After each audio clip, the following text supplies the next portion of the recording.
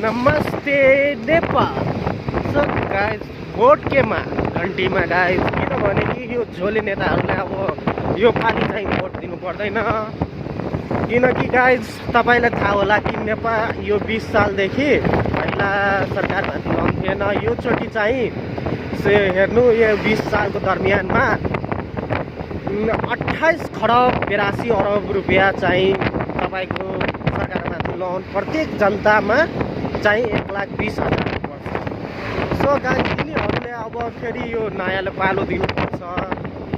अब फेरि यस्तै रह्यो भने, यो पुरानोलाई दियो भने त गाह्रो छ गाइज, हामीहरूलाई आम जनताहरूलाई गाह्रो छ। त्यही भएर परिवर्तन चाहियो हामीहरूलाई गाइज, परिवर्तन त अनिवार्य छ। सो गाइज तपाईँहरूलाई भोट चाहिँ यो पालि घन्टीमा हाल्नुहोस्, नत्र भने भोटै नहाल्नु।